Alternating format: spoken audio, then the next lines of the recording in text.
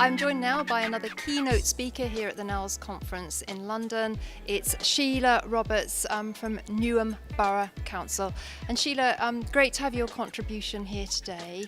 Why did you want to be involved with the NALS conference? We really wanted to be involved to promote what Newham's trying to do, to increase the professionalism and decrease the level of non-compliance that's obvious, certainly among the letting agents in Newham. When we first started looking at the performance of letting agents in Newham in 2013, the level of non-compliance was over 3/4. What we wanted to do was building a sustainable scheme.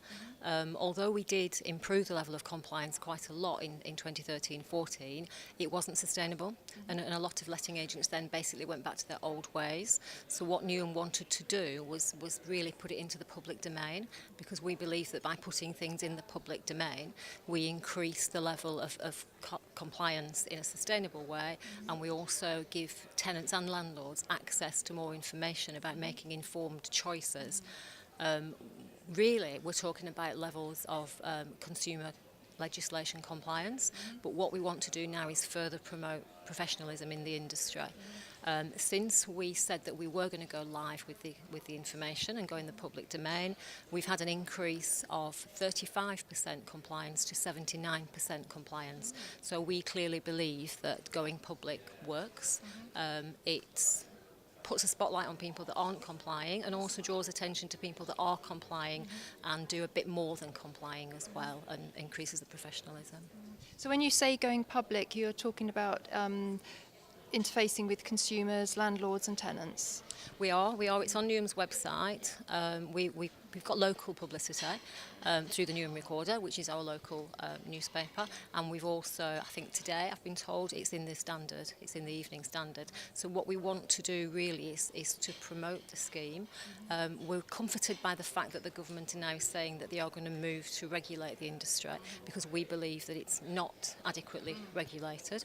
Obviously, a lot of the people attending this conference today are compliant, and by reflection of the fact that they want to attend, they're the good guys. Yes. But in Newham there are a lot of people that aren't maybe quite as responsible in their trading practices as the people here, and that's who we're looking at really.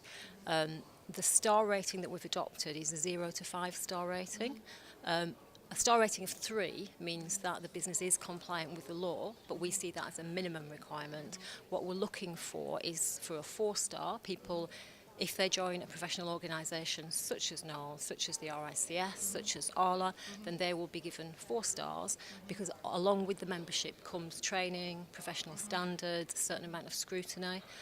For 5 stars, what we're looking at is an enactment of the no tenant fees that the government are talking about bringing in as a mandatory way, or to give tenants credit rating scheme support, so that they can actually take portable credit reference checks with them if they then go on to another property.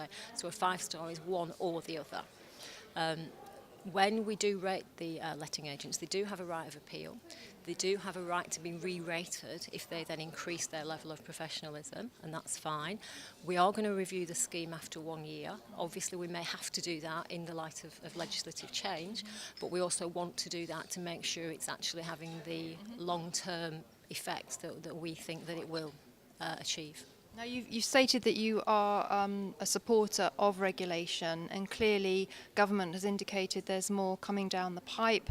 We don't have the detail, and of course the devil is always in the detail, but would you prefer to see that regulation come out in one kind of tranche rather than being drip-fed into the system? From my point of view, I believe in licensing, because I think that at the moment anybody can enter into this market without any prerequisites at all.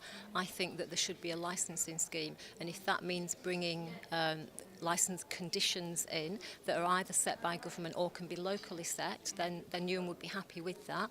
I don't think that government has to do all the detail, because I do think that Newham is a borough with particular issues.